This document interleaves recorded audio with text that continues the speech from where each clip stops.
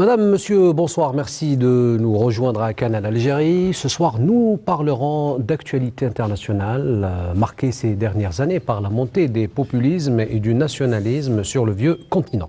Alors, le phénomène qui prend de l'ampleur dans une Europe divisée inquiète à plus haut niveau, d'autant plus qu'il remet en cause aussi bien le projet d'intégration européenne que les systèmes de gouvernance économique inspirés du modèle ultra-libérale. Alors l'Europe occidentale est-elle entrée dans une phase d'instabilité politique comme celle qui a précédé la Deuxième Guerre mondiale avec son lot de mouvements ultranationalistes et d'extrême gauche?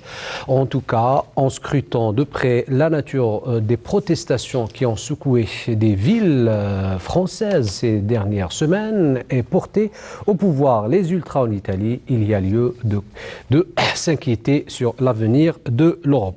Alors pour en parler ce soir, nous avons le plaisir de recevoir parmi nous M. Kemal Mensari. Vous êtes directeur publication du Jeune Indépendant. Merci d'être avec nous ce soir. C'est moi qui vous remercie. Également avec nous, Dr Omar Berzouz. Vous êtes professeur des universités, donc politologue à Tizi Ouzou. Merci d'être avec nous ce soir. Merci. Et à vos côtés, professeur Abdelhak Mekki, vous êtes politologue, chroniqueur, mais également économiste. Merci d'être avec nous ce soir. Merci pour l'invitation. Et je commencerai avec vous, monsieur Abdelhak Mekki. Donc, un phénomène qui ne cesse de prendre de l'ampleur, le populisme gagne toute l'Europe. Comment expliquer ce phénomène? D'abord, il y a si l'on tient compte du terme lui-même, le populisme, il y a une tradition qui est quand même un peu vieille, plus d'un siècle, où il y a le populisme, mais qui ne signifiait pas ce qui signifie aujourd'hui. C'est-à-dire qu'il n'avait pas une charge péjorative telle qu'on l'entend aujourd'hui. Le populisme a évolué en Europe, précisément en Russie dès 1870, par un mouvement qui visait la lutte contre le tsar à l'époque. Mais si on prend sa qualification telle qu'il l'a prise, en fait, il y a le terme peuple en russe qui veut dire que c'est un mouvement qui s'occupe des questions du peuple contre le tsar, mais en même temps, ça veut dire national dans le russe. Et ce mouvement a eu des impacts à la fois aux États-Unis et puis des impacts notamment en France avec le boulangisme, donc le général Boulanger. Et ce qui veut dire qu'il a été toujours présent, mais il était considéré comme un facteur de dynamisme politique nouveau à ce moment-là. Il a pris la charge péjorative que ces 20-30 dernières années. En fait, si vous voulez, avant... Il l'a pris ou on lui a attribué? Non, il l'a pris, mais en fait, c'est les médias qui lui ont donné ce sens. Il y a un rôle des médias qui... Il y a un rôle des médias qui ont donné ce sens-là, péjoratif, parce qu'au début, c'était que l'expression de l'extrême droite. D'accord. Pour le dissocier un peu Et il faut dire, bon, Paul Nizan s'en est préoccupé déjà. Donc les communistes sont préoccupés de cette manifestation du populisme en l'appelant simplement le fascisme. Mais compte tenu justement de l'après-guerre, donc le mot a continué à vouloir dire dans d'autres contrées avoir une vision positive. Je donne un exemple. Gamal Abdel Nasser était populiste, mais seulement comme il avait un projet idéologique et pan-arabe, etc., le terme populiste équivalait au terme populaire. Mais sur le plan doctrinal, est-ce que populiste signifie aujourd'hui être aller dans l'extrême droite ou parallèlement à ça, à l'extrême gauche? Alors justement, la difficulté, c'est qu'il n'y a pas de théorie en ce qui concerne le populisme. C'est que c'est un enchevêtrement de situations, de données, etc., où on ne peut pas dire, bon, mais voilà, il est de gauche ou de droite. Aujourd'hui, on a tendance à le jeter comme ça sur la figure, aussi bien du mouvement de gauche et de droite. Et j'y reviendrai peut-être tout à l'heure quand on parlera de la situation italienne. Mais sur le plan doctrinal, il n'existe pas de doctrine sur le populisme. C'est un terme qui est rentré dans la science politique d'une manière presque par effraction. C'est-à-dire parce qu'on ne trouvait pas comment appeler ça. On l'a appelé populisme. Mais en réalité, il est de droite, en réalité, puisqu'il a évolué. Mais son origine, elle est de gauche. D'accord? C'est les origines. Ce paradoxe. C'est un paradoxe. Alors, voilà. Très difficile de définir. Voilà, c'est un paradoxe. Et dans le fond, on doit chercher, c'est-à-dire qu'on ne peut le définir que par les causes. Pas par lui-même, pas comme conceptuellement un instrument qui permet de comprendre une réalité. C'est simplement par les causes. Alors, le populisme qu'il y a actuellement, c'est-à-dire qu'il va être animé, ou en tous les cas nourri par plusieurs aspects. Un, par le multilatéralisme européen, d'accord, de l'Union européenne, mais en même temps par la gestion, comment dire, multilatéralisme qu'on mettra entre guillemets sur le plan économique. Hein. Non, le multilatéralisme dans le fait que justement l'Union européenne a outrepassé un petit peu son projet initial en créant la zone économique, la politique agricole, etc. Et ça a fait réagir à ce moment-là. Avant de revenir à tous ces aspects-là, alors restons un peu dans la définition de ce mouvement ou de ce phénomène, professeur Ammar Baghzouz. Alors comment le définir? Est-ce qu'il est de gauche, de droite? Très difficile de le cerner. Voilà, moi j'abonde dans le même sens pour dire qu'en l'absence d'une théorie du populisme, il est vraiment difficile de définir les contours de ce phénomène. C'est un phénomène qui transcende tous les clivages. Gauche, droite, nord, sud, est, ouest, etc. Donc aujourd'hui, il a perdu son sens originel parce qu'il est né au XIXe siècle en Russie avec le parti qui s'appelle le Parti de réforme socialiste agraire, je crois, en 1860. Nadornki, c'est ça. C'est ça. Et après, petit à petit, il a perdu donc son sens neutre et objectif pour prendre une connotation tout à fait négative et péjorative. Aujourd'hui, pour jeter l'anathème sur quelqu'un, on dit, sur un parti, sur un mouvement, on dit qu'il est populiste. Mais en fait, les populistes, actuellement, évoluent en plein jour, sont dans les démocraties. Ils expriment une volonté politique. Hein. Voilà. Et puis, ils accèdent au pouvoir grâce aux mécanismes démocratiques. Donc pourquoi jeter l'anathème et pourquoi discréditer tous ces mouvements, tous ces partis? Là, il faut donc se poser la question. Donc là, c'est une question politique qu'il faut se poser. Donc si on observe, si on veut définir le phénomène, on le définit par ses traits constitutifs. On dira qu'il est basé sur un chef charismatique. D'abord, il s'identifie à un chef charismatique qui guide le mouvement. Il met en avant le peuple. Donc mais pas forcément aujourd'hui. Si on regarde ce qui s'est passé en France, ça s'est passé. Oui, mais je vous dis que les traits distinctifs de la définition, c'est-à-dire au niveau théorique. Maintenant, dans la réalité, effectivement, on peut se poser la question, est-ce que, par exemple, le mouvement de Gilets jaunes en France, est-ce qu'il s'agit d'un mouvement populiste? Qui n'a pas de leader aussi. Voilà, en l'absence donc de leader. Je crois qu'on a assimilé El Duce en Italie d'avoir une assise populiste, tout comme Franco en Espagne.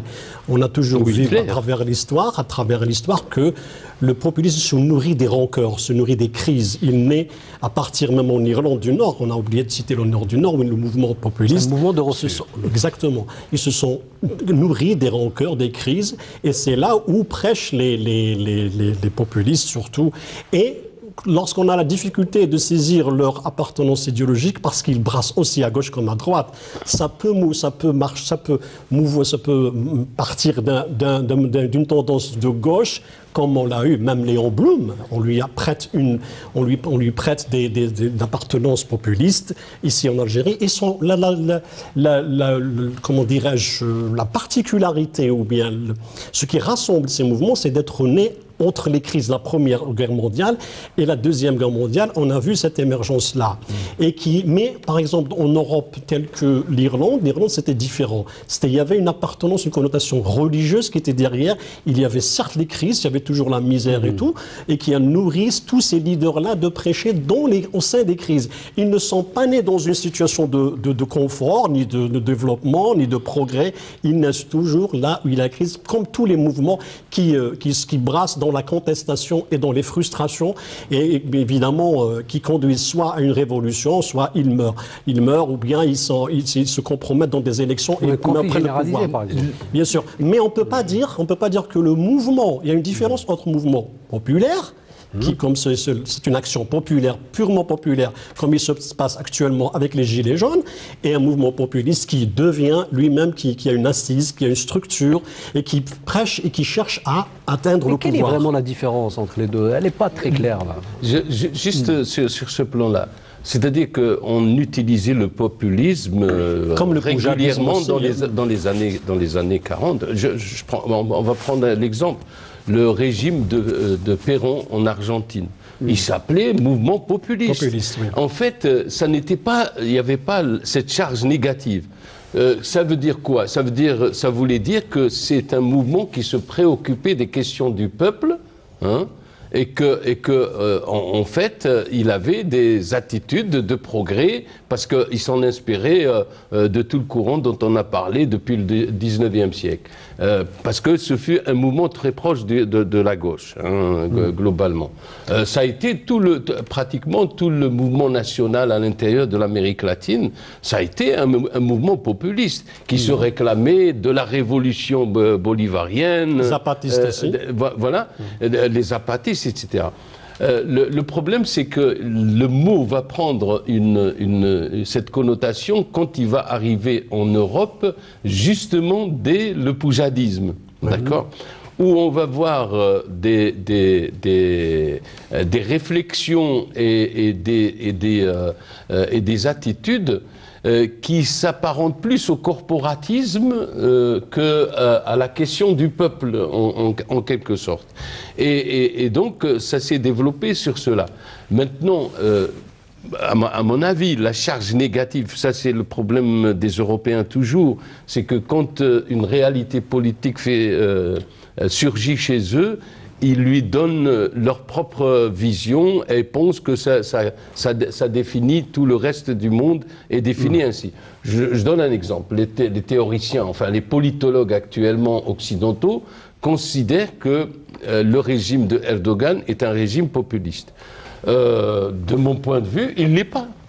C'est-à-dire que si on se situe dans une situation de culture différente, le régime d'Erdogan n'est pas un régime populiste. C'est un régime populaire, certes, c'est-à-dire qui se base sur le peuple et qui répond, et parce que ça c'est parce que les Occidentaux, notamment les Européens, les Américains, n'ont pas fait l'objet de cette politique de la bonne gouvernance. Nous étions concernés par la bonne gouvernance. C'est-à-dire que tous les pays du tiers-monde, et même les pays de l'Est, ont été concernés par la politique de la bonne gouvernance mise sur pied par l'OCDE, la Banque mondiale, les institutions de Bretton Woods, voilà, de manière générale. Et de ce fait, on a une connotation qui est négative, mais qui englobe également toutes ces régions-là où le mouvement populaire en lui-même ne peut être que populiste, parce qu'il faut répondre aux questions de la bonne gouvernance. Alors, je voudrais juste revenir sur le lien entre les crises et le populisme. Je pense qu'il faut observer que ce n'est pas toujours le cas que les crises enfantent le populisme. Parce que le populisme peut naître en dehors des crises. On a vu les scores électoraux des partis populistes dans bon nombre de pays européens qui connaissent une prospérité économique. à l'image donc du Danemark, de la Suède et des Pays-Bas. Est-ce qu'ils sont populistes ou bien comment dirais-je, plutôt d'extrême droite? Il faut faire la différence. Une extrême droite est une idéologie vraiment ancrée. Populiste, qu'ils soient de gauche ou de droite. Ça reste, je rejoins sur ce qui est de péjoratif, ça reste toujours une définition plutôt d'un camp adverse, c'est-à-dire elle provient plutôt, moi je vous qualifie de populiste lorsque moi je trouve que votre programme est plutôt utopique ou bien ne cadre pas avec la réalité économique du pays. Mais dire qu'il y a eu des mouvements populistes qui sont montés au pouvoir grâce au score dans des pays où il n'y a pas de crise, non, je pense que c'est un discours, parce que tous les mouvements du travail qui sont montés au pouvoir, ils sont montés sur la question de l'immigration par exemple. Il y a l'aspect culturel, par exemple, l'aspect culturel. Mais aujourd'hui en Europe, c'est beaucoup plus. Alors, ironie du sort, tous ces problèmes se posent dans un continent qui est censé avoir connu une avancée économique considérable. Alors, ce refus ou cette utopie, est-ce que c'est une utopie du néolibéralisme, comme le disait par exemple Pierre Bourdieu? Oui, de toute évidence. C'est pour ça que j'ai parlé de l'Europe et du multilatéralisme. En fait, le mouvement va prendre de l'ampleur en Europe occidentale pour la raison suivante, la première des raisons suivantes. Et c'est là où on a commencé à avoir un discours qui se structure autour de l'Europe, la contestation de la politique européenne. C'est que on a promis tellement de choses. Prenons la question de la politique agricole commune de la CE à l'époque. Elle a promu monde et merveilles. Et puis finalement, le résultat sur le terrain, c'est la catastrophe. Ouais, c'est-à-dire qu'aujourd'hui, il y a des paysans qui vendent leurs fermes, qui sont devenus pauvres. Est-ce qu'on peut parler d'une crise du capitalisme? Alors, elle est liée un tout petit peu si on va examiner la candidature, ou plutôt l'élection de Trump. Elle est liée. C'est-à-dire que le système est devenu un système qui reproduit de la pauvreté et donc qui reproduit des inégalités, justement, et qui crée un terreau. Voilà. Oui, non, justement, la question mérite d'être posée. Il y a une crise du capitalisme. C'est ça. Ce qui s'est passé avec l'histoire des subprimes en 2008 a posé le problème du capitalisme sur le plan éthique, sur le plan même de la pratique. Nous ne sommes plus dans un modèle de capitalisme qui est générateur de production, mais de spéculation. Et c'est ça qui a été, c'est ça que les théoriciens refusent de prendre en charge, de discuter, de débattre sur cette question-là, parce que ça va ouvrir des débats sur des questions et on saura probablement qui est la cause. Et c'est un débat qui est refusé, il est posé par pas mal de théoriciens, mais ce débat-là, revenir sur ce capitalisme qui n'arrête pas de générer des inégalités, d'où le mouvement des Gilets jaunes en France, et ça parce que, en même temps, avec l'histoire des subprimes, en Europe, en France, on a essayé de trouver une solution. Sarkozy est venu, il a surfé sur le populisme pour contrecarrer l'extrême droite qui était en puissance parce qu'on n'a pas vraiment bien analysé le phénomène de l'extrême droite. Il a joué Sarkozy sur ça, il a perdu, il n'a pas convaincu les électeurs. Ils se sont rabattus sur François Hollande parce qu'on croyait qu'il pouvait y avoir une solution à cette crise du capitalisme qui ne faisait qu'appauvrir les gens. Comme disait Lamartine, le capitalisme, il est là pour rendre les riches encore plus riches et les pauvres de mourir pauvres parce qu'ils n'ont pas le moyen d'être autrement que pauvres. C'est ça qui a été vraiment la question chez beaucoup de politologues en France. Après, un clivage entre attendez. Oui, bien sûr. C'est comme l'histoire de Louis XVI, c'est comme la révolution qui a coûté la carte à Louis XVI. C'était pratiquement cette histoire-là de pauvreté, des inégalités, parce qu'on est arrivé, les pauvres ils ont demandé au gouvernement de nous fixer un prix fixe sur le pain parce qu'ils n'en pouvaient plus. Donc c'est là où le gouvernement... Alors, pour ne pas perdre paradoxal, justement dans le sens de l'idée que vous développez, alors paradoxalement, des États économiquement très forts, avec des entreprises multinationales très concurrentielles, mais parallèlement à ça, des populations de plus en plus pauvres. On écoutait à la télévision quelqu'un qui dit « Moi, je suis venu manifester parce que j'ai faim ». Bien sûr. Et c'est ça le drame. C'est ça le drame. Oui. L'espoir qu'incarnait Macron parce qu'il est venu, parce que maintenant le lecteur ne fait plus confiance aux partis traditionnels, celles qui sortent des institutions. Il ne fait plus partie. On a cru avec Macron qu'on a maintenant un candidat qui sort de l'establishment, qui n'incarne pas la politique déjà vécue et qui a abouti à des échecs successifs en France ou bien ailleurs. On a cru qu'avec Macron ça allait changer, mais non, il a continué à appliquer la loi, enfin une politique néolibérale encore plus féroce et une politique vraiment européenne. Et lorsque le Français actuellement, qu'est-ce qu'il demande? Il ne veut pas que le bureaucrate à Bruxelles décide de combien il doit toucher par mois et de son congé annuel. C'est ça. Donc c'est pour ça qu'on va vers probablement un démantèlement. L'Europe est en pleine crise parce que le modèle qui est proposé ne fait qu'appauvrir.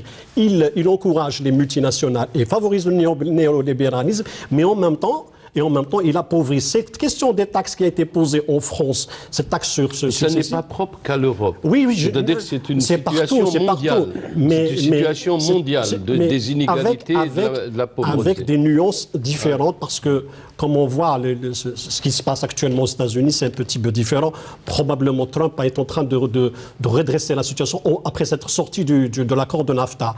C'est cette réalité-là que les gilets jaunes sont en train de mettre en avant et dire qu'on ne peut plus supporter cette politique basée exclusivement sur les taxations et sur la provision. On va laisser M. Borzoz. Allez-y, M. Borzoz. Je voudrais juste intervenir sur ce point. Les politiques économiques, quelles qu'elles soient, renferment en leur sein leurs propres limites. Bien sûr. Il n'y a pas de politique parfaite. Donc, on a tendance à critiquer le libéralisme en ce qu'il, disons, lamine les classes pauvres et moyennes. Mais en fait, quelle est la politique économique qui est parfaite et qui favorise donc la justice sociale et puis la prospérité pour tous?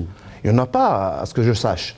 Non, mais il y a un problème qui se pose. Pardonnez-moi, et vous allez continuer. C'est que lorsqu'on a découvert que l'économie, que le capitalisme n'est plus un capitalisme qui est créateur, comme on dit, est à intage, n'est pas là pour produire, mais de faire la spéculation. C'est ce modèle-là qui est décrié, qui est contesté par beaucoup d'économistes. Même les partis populistes, une fois au pouvoir, est-ce qu'ils seront pires que les partis traditionnels en appliquant une autre politique? Je pense que, à l'image de ce qui se passe actuellement, si on prend la situation italienne, oui. Hein? Si on prend la situation au nord, surtout au nord. Oui. Allez-y, M. Borzoz, développez votre idée. On va le donc, je pense qu'il y a, même en France, Macron, il a renié ses engagements, une partie de ses engagements. Mais il n'est pas sorti de l'Europe. Voilà. D'une part. D'autre part, en Italie, je pense que il y a quand même des relents ultralibérales dans le programme, même si on dit le contraire. Au Brésil, c'est un cas aussi à étudier. On promet aussi de faire des privatisations à outrance. Et là, donc, c'est des recettes néolibérales. Donc, et une fois au pouvoir, c'est-à-dire à l'exercice du pouvoir, on peut juger de la crédibilité donc, de ces mouvements. Mais pour résumer, est-ce qu'en Europe, par exemple, c'est un problème ou une crise de l'État ou une crise du modèle économique? Du modèle économique. Du modèle social, parce qu'en fait, on est en train d'évacuer la question des migrations, la question de la religion, de l'islam, etc. En fait, il n'y a pas une donnée simple qui va déterminer la valeur d'un populisme par rapport à un autre. C'est-à-dire que si on prend tous les États européens, y compris scandinaves, même les moins touchés par ça, il y a une inquiétude qui est aujourd'hui une inquiétude mondiale, par exemple, sur l'islam. D'accord ? Elle se retrouve en Finlande alors qu'il n'y a pas autant de musulmans qu'en France, en Finlande. Donc elle se retrouve parce qu'il y a un discours, et ça c'est le rôle des médias et justement de l'Internet également, c'est qu'aujourd'hui on sait tout de ce qui se passe dans le monde. Et on retrouve cette question de l'islam également en Amérique latine. Hein. La question des migrations, on la trouve en Amérique latine. En fait, si vous voulez, c'est une sorte de bonbonne dans laquelle entrent plusieurs causes en même temps. La question économique, elle est déterminante parce qu'elle a permis l'expression, ou plutôt elle a permis la comparaison entre l'expression politique et le projet politique et la réalité que vit la personne. C'est-à-dire qu'il y a le décalage se sentait d'une manière terrible. Je vais vous dire, puisque j'ai vécu en Europe, j'avais un voisin, puisque j'avais une maison en campagne, j'avais un voisin qui produisait du lait. Il n'était même pas autorisé à me donner 1 litre de lait par plaisir. Parce qu'en fait, il pouvait être accusé de trafic dans la production du lait. Ça, c'est une donnée européenne. Donc, si vous voulez, il y a un décalage entre la vie des gens, la vie du peuple, et ce que promettait l'Union européenne d'un côté, ou ce que promettait le capitalisme. Et cette crise, elle s'est accentuée avec la crise de 2008. La crise de 2008, qu'est-ce qu'elle nous montre? Il y a une crise économique, ok, on est d'accord. Mais ce n'est pas la crise elle-même économique qui va soulever la réaction du peuple. La réaction du peuple, elle va être soulevée par le fait qu'en pleine crise, on a multiplié les salaires des banquiers par 2 et par 3. Dans la même crise, on a donné des milliards et des milliards aux entreprises. Et que le peuple, lui, et la révolte ou l'insurrection, comme l'appellent certains Français, des Gilets jaunes, elle vient de là. C'est-à-dire, eux, on les taxe et on les surtaxe, mais en même temps, et c'est dans les débats de tous les jours, mais en même temps, on annule l'ISF, donc l'impôt sur la fortune, pour les plus riches. Alors, Mélenchon a le beau jeu de venir et dire, écoutez, vous donnez 1 million d'euros pour 10 personnes, avec l'ISF, et vous prenez 1 million d'euros aux pauvres. Mais actuellement, vous avez cité, allez-y, quand même. Vous avez cité l'aspect social. Actuellement, on a certes surfé sur l'histoire de l'immigration de l'islam. Maintenant, c'est un discours qui a été véhiculé par la droite ou par la gauche, n'est plus porteur actuellement et n'est plus convaincant. Ce qui est convaincant actuellement pour le citoyen lambda en France, c'est bien son salaire et le fait qu'il n'arrive pas à joindre les 2 bouts ou bien finir son salaire après 2 semaines. La question de l'immigration n'est pas posée. Elle est posée. Les gilets jaunes posent la problématique de l'immigration. Non, les discours sont variés. On l'a entendu clairement. Oui, mais les discours sont variés d'une ville à l'autre. Attention, il ne faut pas... Quand on voit un petit peu parce que les seuls moyens de bien les suivre, c'est bien sur Twitter ou bien sur YouTube pour avoir vraiment... Parce que quand on voit ce qu'avait déclaré la première, Madame Jacqueline Moureau ou bien Éric Drouet, qui sont les 2 leaders, ils n'ont pas parlé d'immigration, ils ont parlé surtout c'était ça le facteur populaire, c'est que la rue dépasse... Excusez-moi, laissez-moi terminer. Ce n'était pas l'immigration qui était le facteur déclenchant, ni la question de religion. C'était le fait que vous l'avez cité, que le riche, que Macron, par exemple en France, laisse tomber l'ISF, mais augmente les taxes pour le petit salarié. C'est ça un petit peu qui a un petit peu déclenché les rancœurs et bien la contestation. Vous croyez qu'aujourd'hui, si le président Macron annule toutes les taxes que contestent les Gilets jaunes, vous croyez qu'on va arrêter le mouvement? Mais non, le mouvement aujourd'hui a pris une ampleur au point où on parle, le peuple, c'est lui le souverain. C'est-à-dire qu'on veut la démission du président de la République et du gouvernement pratiquement. C'est-à-dire, et c'est là où ça montre que la question économique n'est pas essentielle, elle n'est juste que l'élément déclencheur. Il y a, derrière tout ça, il y a un malaise qui est à la fois un malaise social et un malaise culturel. Quand vous prenez une vieille dame retraitée qui n'a rien à voir avec la question des taxes et qui n'est pas concernée par l'ISG, etc., la première des choses, elle dit « mais on n'est plus chez nous ». Voilà. Alors, on n'est plus chez nous, justement. Alors, on n'est plus chez nous. Ça, c'est le gros problème. Alors, justement, on n'est plus chez nous. Vous me tendez la perche pour rebondir sur une question relative à la situation en Europe. Beaucoup plus à cette notion, ce concept de l'État-nation qui revient, alors même qu'on prenait une Europe globalisée. Écoutez, pour moi, la question aujourd'hui, elle se pose en termes de lutte institutionnelle. Hein, parce que ça ne concerne pas que l'Europe ou la France avec les Gilets jaunes. Que pensez-vous du mouvement en Amérique latine qui décide d'aller affronter, ou le peuple décide d'aller affronter les États-Unis, la plus grande puissance mondiale, sur ses frontières, où vous avez des milliers et des milliers et des millions d'immigrés qui veulent rentrer aux États-Unis. On est justement dans la question de la destruction ou de l'autodestruction de l'État-nation. Pour moi, actuellement, tout montre, politiquement parlant, je ne sais pas si vous serez d'accord avec moi, mais... Vous voulez dire qu'il n'a plus lieu d'être? Non, non, je ne dis pas. Il y a des attaques contre l'État-nation parce que l'État-nation... vous avez parlé d'autodestruction. Oui, parce que l'État-nation n'a pas su répondre justement à la question de la bonne gouvernance, à la question de la gouvernance normale, et qu'aujourd'hui... Mais comment il peut répondre avec cet élan de globalisation et de mondialisation? Oui, mais attendez, mais c'est là le problème.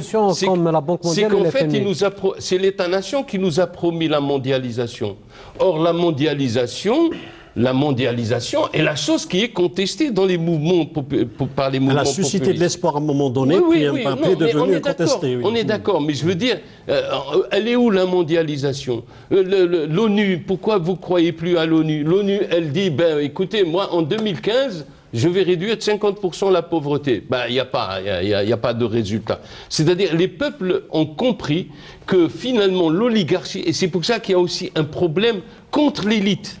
De plus en plus, c'est-à-dire pas simplement l'élite politique, sociale, économique, culturelle, toute l'élite est honnie aujourd'hui à cause de ça. Et donc pour moi, l'État-nation est en état d'affaiblissement, et je pense qu'il entrera dans une phase de disparition. Comment l'État-nation peut intervenir, je parle par exemple de l'Europe, alors que quand le consensus de Washington lui demande de se retirer carrément et de laisser les leviers entre les mains d'institutions bancaires, tout simplement. Oui, mais justement, c'est là, l'État-nation a abandonné les domaines régaliens.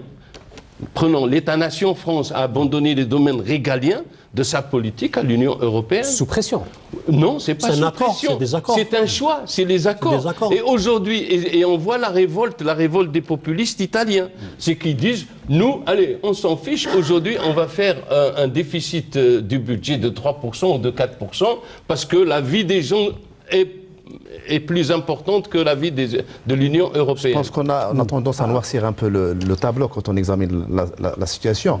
Si on prend l'Union européenne, par exemple, par rapport aux États-nations, on estime qu'il y a des indices quand même positifs. L'Union européenne reste une puissance, disons, régionale, avec son soft power, c'est un pôle d'attraction.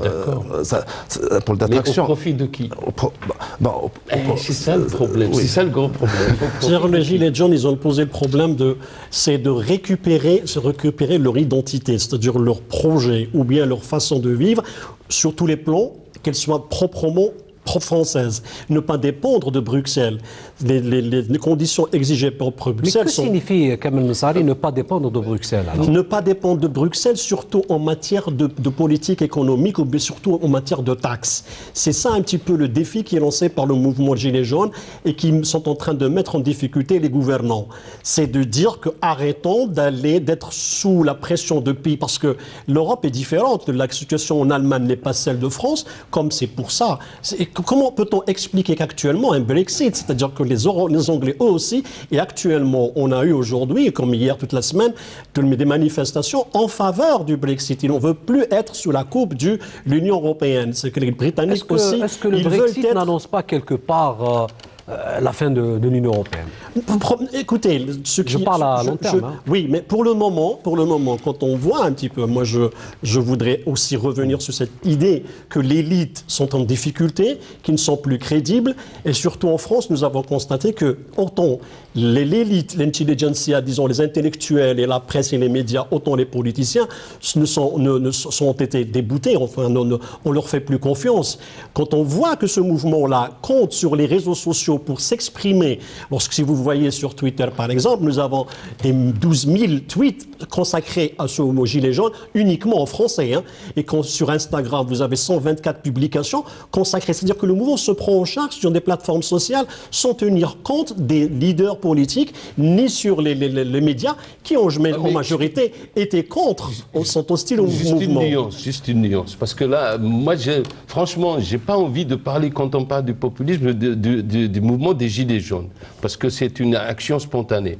Mais prenons Syriza et Podemos. D'accord? Prenons le cas. Non, c'est un projet politique. C'est un projet politique, c'est-à-dire que c'est un mouvement Syriza ne conteste pas l'Union européenne, n'a pas contesté l'Union européenne. C'est des gens parmi lesquels j'en connaissais quelques-uns. Il est clair que c'est des gens, des citoyens comme nous, professeurs d'université, etc., et qui ont dit, mais attendez, bon, il y a des choses qui ne vont pas, et qui ont apporté la contradiction à l'Union européenne pour dire non, mais c'est une politique qui va au suicide. D'accord? Podemos fait la même chose. C'est-à-dire, il faut la question, et on voit d'ailleurs la réaction. Moi, ce qui m'inquiète le plus, et je le dirais, c'est la situation italienne, pas celle des Gilets jaunes. Parce que la situation italienne, c'est qu'en fait, elle nous montre qu'il y a un compromis idéologique infaisable il y a entre gauche et droite. Et donc, ça, c'est le plus inquiétant, à mon avis, aujourd'hui. Ça, c'est le plus inquiétant. Alors, je vais vous dire pourquoi. Parce qu'en fait, la gauche qui a toujours défendu les questions migratoires, sociales, etc., se retrouve avec une extrême droite. La gauche n'est pas... Je vous donne un exemple. Quand on s'inspire du mouvement de gauche, la théorie marxiste, elle est universaliste. Elle appelle tous les prolétaires du monde à s'unir. Mais elle est aussi dialectique. Hein. Oui, non, mais elle est dialectique. Le problème là-dessus, c'est que voilà, on est en train de faire une union en Italie entre un régime d'extrême droite qui refuse l'autre. Pas simplement l'immigré, qui refuse l'autre, c'est-à-dire qui peut déboucher sur une situation semblable à ce qu'on a vécu dans l'histoire de l'humanité. Le risque, M. Mekki, est d'avoir tous les populistes du monde s'unir sous le mot d'ordre populiste de tous les pays, unissez-vous. Oui, mais c'est impossible. C'est-à-dire, attendons, c'est impossible que cette alliance continuera longtemps. C'est impossible. Parce qu'en fait, parce qu'on est dans des schémas là, hein, les ressorts de chaque groupe ne sont pas des ressorts identiques. C'est-à-dire, on ne peut pas me dire que des mouvements de gauche, et on le voit avec Mélenchon, il fait toujours attention quand il parle, et quand il parle de l'immigration, il n'en parle pas de la même façon, etc. Donc on le sent.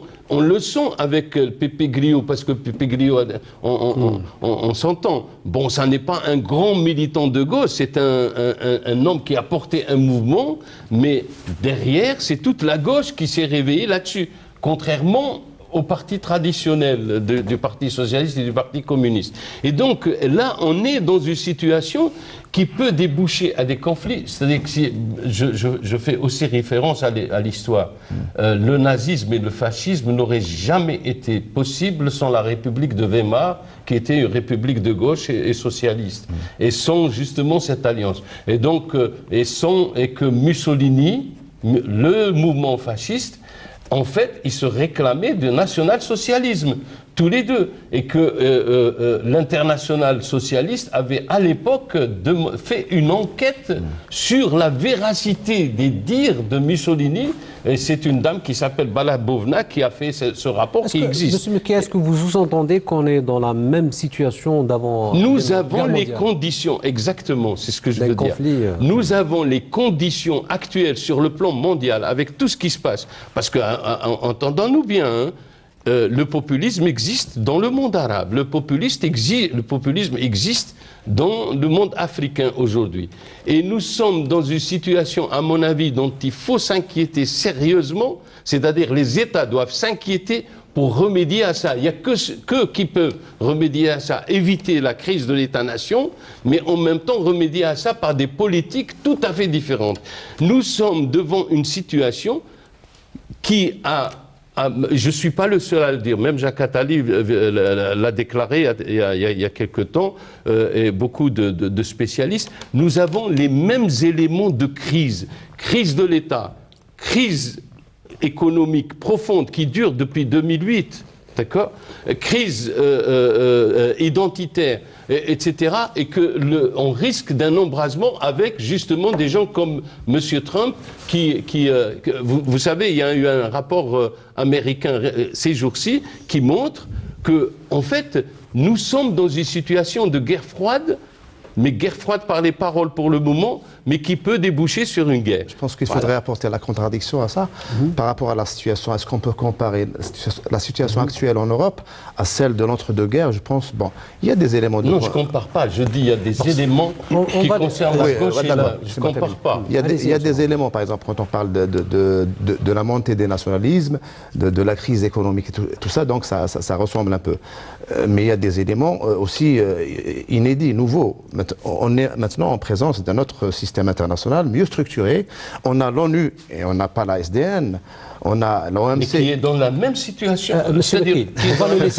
On va le laisser développer ses idées. On a l'OMC qui essaie tant bien que mal d'édicter des règles, bien qu'elles ne sont pas toujours suivies. Les pays européens ne sont pas tous sur le pied de guerre. Il n'y a pas de risque de guerre entre les nations européennes. On a construit une Union européenne, je pense, qui résiste au soubresaut là, conjoncturel. Et là, vous avez posé une question sur le devenir de l'Union européenne. Moi, je pense qu'elle a un avenir, cette Union. Parce que déjà 60 ans, ou plus de 60 ans de construction, ne peuvent pas être balayés par des crises, quand bien même elles seraient des crises importantes comme le Brexit. C'est vrai que l'Union européenne est ébranlée parfois dans ses fondements, dans ses valeurs. On va attendre les résultats des élections européennes le mois de mai. Comment elle va gérer la Hongrie? Comment elle va gérer... Il y a des demandes d'adhésion, il y a des pays qui frappent à la porte de l'Union européenne. Il y a des éléments, je ne dis pas que c'est la situation, il y a des éléments... On va laisser la parole à M. Msal. Il y a enfin, en dépit des crises au fil de l'histoire, c'est que les oligarques ont résisté, que ce soit en Première Guerre mondiale ou avant, bien avant.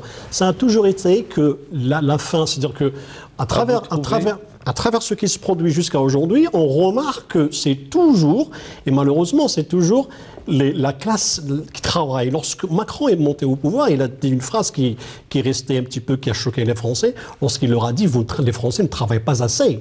C'était comme s'il dirait qu'il faut faire travailler plus sans être payé plus et en même temps en subissant des taxes. C'est cette réalité-là qui se pose actuellement. Alors, j'ai parlé tout à l'heure de problèmes il y a un problème de morale et d'éthique et en plus de choix du type de capitalisme qu'on veut continuer à exécuter ou à utiliser. C'est que on a vu qu'avec l'histoire des subprimes, c'est que le capitalisme ne produit que des bulles. Il ne produit que des spéculations, c'est tout.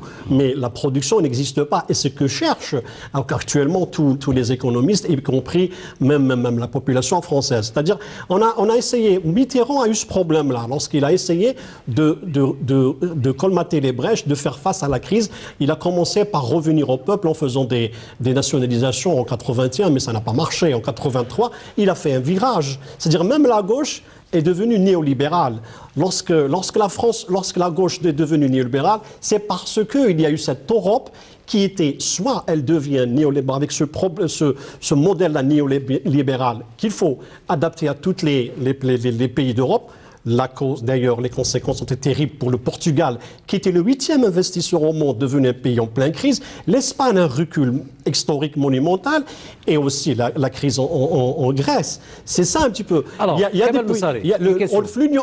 l'Union européenne, il y a des pays qui résistent au modèle, d'autres qui ne résistent pas. Et c'est ça que les décideurs doivent réfléchir. Comment fait la première économie mondiale? Je ne parle pas des États-Unis, je parle de la Chine.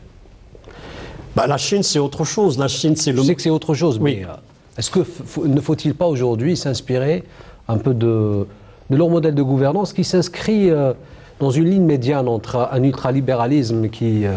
Attention, si la Chine a servi son propre économie avec cette ouverture-là, c'est parce qu'il n'y a pas de problème de gouvernance, il n'y a pas de problème d'idéologie, il n'y a eu qu'une seule idéologie. Et en plus, elle a profité des grandes entreprises. Elle a ouvert ses marchés, elle a ouvert ses portes à toutes les grandes entreprises mondiales qui sont venues délocaliser. C'est une politique de gouvernance. C'est un style de gouverner, on ne dit pas le contraire.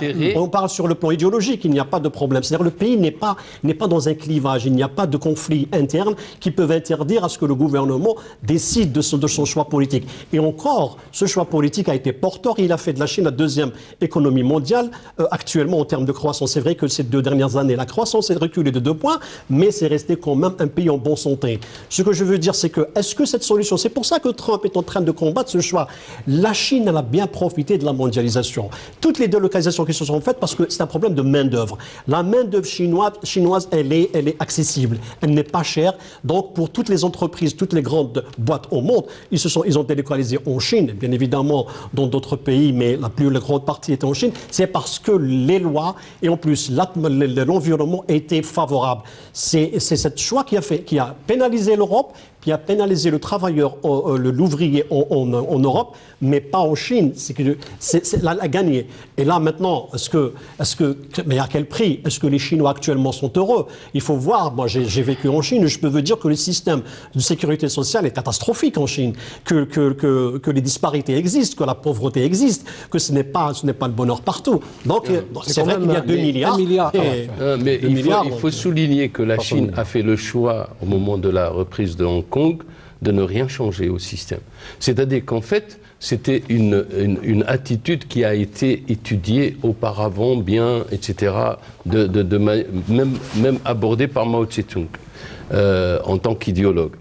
La question, c'est que cette discussion sur la Chine montre qu'on a évacué complètement la question stratégique. Or, aujourd'hui, et c'est pour ça que je parle des éléments qui existent, sont semblables ou presque à des différences près que ce qui a existé entre les 2 guerres.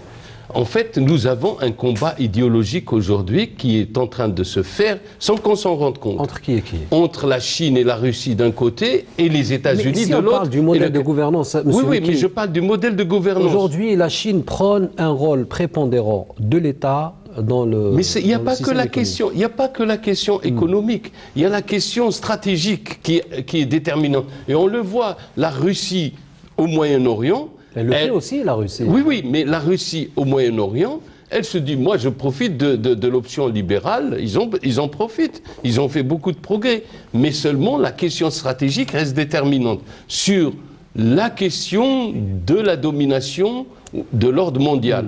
Et c'est là où il y a... En dehors de l'ordre mondial, monsieur Mki, je parle de la situation économique d'un pays. Comment un pays est géré? Oui, mais la gestion du pays est aussi motivée par la gestion stratégique. C'est-à-dire, vous ne pouvez pas gérer un pays sans sa gestion stratégique. Et je n'aurais fini. Parce que la gestion stratégique est importante. Je vais vous dire, à Moscou, à l'université, il y a... les enseignants ne touchaient pas leur salaire. Et il y avait un qui était un peu plus remuant. Et je lui ai posé la question, vous préférez ne pas toucher votre salaire ou ne pas financer les éléments stratégiques de la Russie? Et la réaction a été immédiate. Ah non, je peux abandonner mon salaire. En fait, c'est ça le gros problème. C'est que on sent, la Chine ne va pas dire, attendez, mon modèle est plus fiable.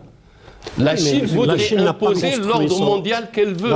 Et la Russie, et que n'oubliez pas ce qu'a dit Zbigniew Brzezinski, c'est-à-dire dans un livre qui est vieux maintenant, hein, le Grand Échiquier. Dans le Grand Échiquier, et il a montré que l'avenir du monde va se situer dans l'Eurasie. Et tous ces éléments, est-ce que c'est un hasard qu'on parle des armes nucléaires? C'est pas la question à laquelle je voulais une réponse. C'est-à-dire qu'aujourd'hui, nous avons des modèles. Alors, les États-Unis qui tendent un peu vers le protectionnisme, l'isolationnisme aussi. Alors, les Russes, c'est un peu le capitalisme d'État. La Chine, un modèle qu'on n'arrive pas à définir. Les Russes, c'est pas pas vraiment capitalisme d'État, attention. On n'arrive pas à définir. Oui, enfin, oui. Personnellement... Sauf la Chine, par exemple, qu'est-ce qu'elle a fait? C'est-à-dire qu'il y a 30 ans, la Chine était un pays du tiers-monde, il faut le reconnaître. C'est à partir des années 2000 que la Chine a fait un progrès énorme, c'était en termes des lois. C'est-à-dire que l'accès à l'investissement en Chine est très facile actuellement. Il suffit d'avoir, pour 30 000 yuan, on peut investir en Chine. C'est-à-dire qu'il n'y a plus de bureaucratie. Et pour un petit peu casser la bureaucratie, qu'est-ce qu'on a fait en Chine? Lors du 10e congrès du Parti communiste, qu'est-ce qu'on a fait? On a décidé que tous les responsables pour combattre, le premier problème à combattre en Chine était la corruption et la bureaucratie. Donc pour que les dirigeants ne soient pas corrompus et qu'ils ne touchent pas au pot de vin avec les sociétés étrangères qui arrivent, c'est qu'on les paye bien. On les a pas bien payés, donc le responsable était motivé pour favoriser les investissements. Et en plus, on a ouvert les portes. Sauf que, et puis la main-d'œuvre, c'est ça le capitalisme ne cherche que ça, que la main-d'œuvre soit pas cher et que le prix de revient, plus d'exploitation, lui soit vraiment pas cher. C'est ça qui était les motivations qui ont motivé, enfin les conditions favorables à l'émergence d'un investissement très large en Chine.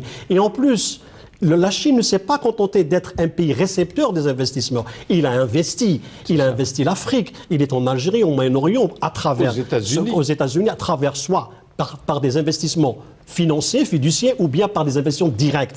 C'est ça qui a fait. Et là, la question stratégique se pose. Ouais. Comment va ce qui se passe actuellement en Birmanie, où la Chine est en train de construire l'un des ports les plus importants pour éviter que le pétrole, ou bien les transits de marchandises passent par la mer Caspienne, ou bien par le Golfe Persique, mais ils passent autrement par la Méditerranée.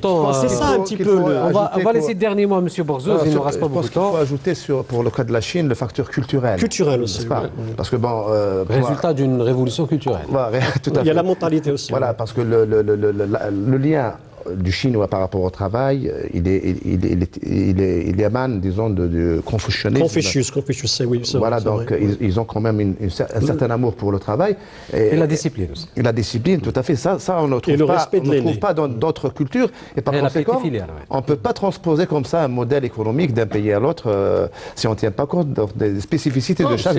C'est ça. La Chine veut jouer un rôle mondial, c'est clair. Elle ne va pas dire, prenez mon modèle. Elle veut imposer Sauf qu'elle a fait une émule. Je pense que la Turquie est en train de suivre le même exemple. Oui, non. Alors, mais c'est une sous-puissance, la Turquie, Monsieur de ce point de vue. Merci d'avoir participé à ce débat. Donc, le temps qui nous est imparti, malheureusement, c'est terminé. Merci à vous également. Je rappelle, professeur Mekki, donc vous êtes politologue, chroniqueur et spécialiste également des questions économiques. Merci à vous également, professeur Amar Borzouz, professeur des universités, plus précisément à l'université de Tizi Ouzou. Et merci à vous également, monsieur Kamel Messari, vous êtes directeur publication du Jeune Indépendant. Madame, monsieur, merci de nous avoir suivis. Vous pouvez nous suivre ou suivre la rediffusion de cette émission sur notre page Facebook et notre compte sur YouTube. Sinon, quant à moi, je vous dis au revoir et à la semaine prochaine pour un nouveau numéro de Questions d'actu.